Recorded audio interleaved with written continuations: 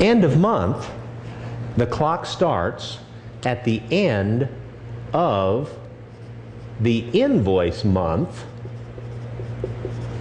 if the invoice day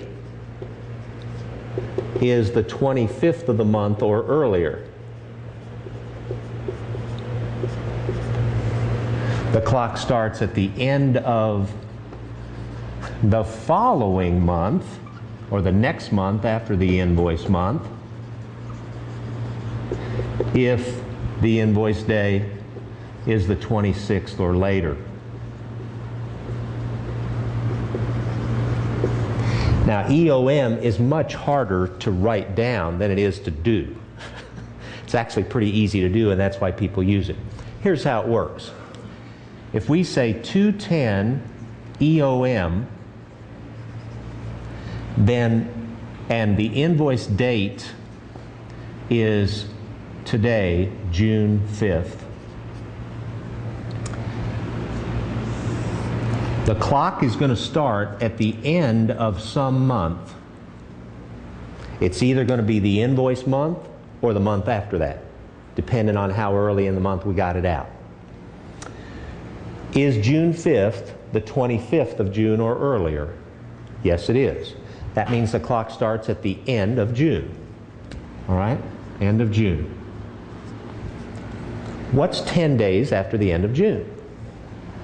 Well, it's the 10th of the next month, isn't it? It's July 10th. It doesn't matter if June has 30 days, or 31, or 28, or 29. It starts at the end of the month, so as long as you pay your bill by the 10th of next month, you get the cash discount.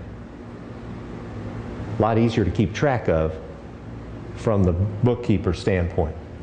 Now, you have 30 days. Remember, we said we always assume net 30 unless it says something different. What's 30 days after the end of June? It's July 30th. It doesn't matter that July has 31 days. We're not going to give you an extra day of credit just because there's another day in the next month. That has nothing to do with anything. End of month has to do when the clock starts, not when the credit period ends. You got 30 days from when the clock starts. Doesn't matter how many days are in the month. So on EOM, it doesn't matter how many days are in a month. We started at the end of the invoice month. Now, what if we didn't get our bill out?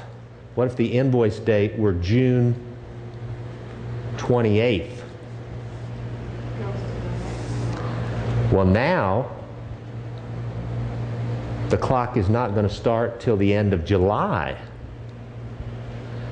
And our debtors are all going to have till August 10th and August 30th to pay their bills. In other words, if you're the bookkeeper and you're working on EOM and you haven't gotten those invoices out by 25th of the month by quitting time, you're going to stay there till you get them out.